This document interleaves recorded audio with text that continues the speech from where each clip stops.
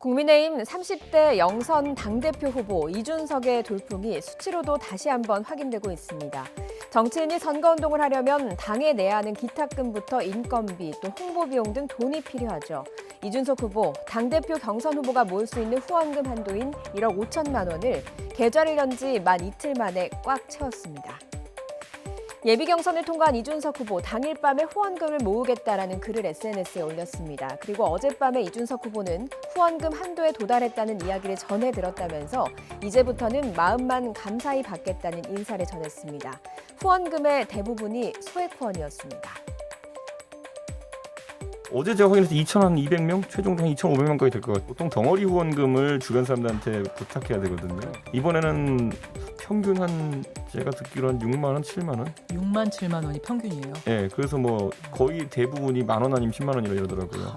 네, 그러니까 만 원이신 분은 뭐 진짜 자기 용돈 쪽에서 보내주신 분들도 있고. 네, 이준석 후보는 선거 운동 방식과 전략도 중진 의원들과는 달랐습니다. 먼저 돈이 드는 캠프 사무실을 두지 않았습니다.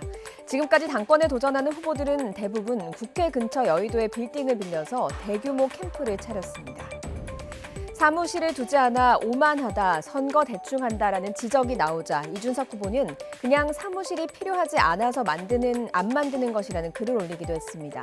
실제로 이 후보의 캠프 관계자도 선거를 돕는 사람이 5명 정도여서 사무실이 필요하지 않다고 했습니다. 전국을 무대로 한 선거운동도 대중교통을 이용하고 있습니다. 선거 지원 차량이 없는 건데요. KTX와 지하철, 시내버스로 일정을 소화하면서 자연스레 시민들과의 접점을 늘리고 있습니다.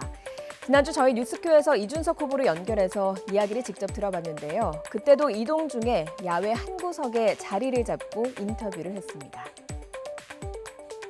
이준석 전 최고위원 화상으로 연결해 들어보겠습니다. 거기가 어딥니까? 여기가 지금 대구 수성고시입니다. 수성고대 대구 퍼즐로 수성고. 앉아가지고 화상으로 예. 연결했습니다. 이준석 후보는 예비 경선 과정에서 홍보용 대량 문자 메시지도 발송하지 않았습니다. 한 번 보낼 때 많게는 수백만 원까지 비용이 드는데요. 효과가 크지 않다고 판단했다고 합니다. 다만 본 경선에선 최소한으로 활용할 계획입니다. 이준석 후보의 행보가 향후 정치 문화에도 적지 않은 영향을 미칠 거란 관측도 있지만 조직 결집에 한계가 있어서 성공하기 쉽지 않을 거란 예상도 있습니다. 하지만 기존의 경선 관행을 깨는 이 후보의 행보 하나하나가 화제가 되고 후원금 돌풍까지 불면서 여의도 정치권은 이준석 돌풍이 미칠 파장을 예의주시하고 있습니다.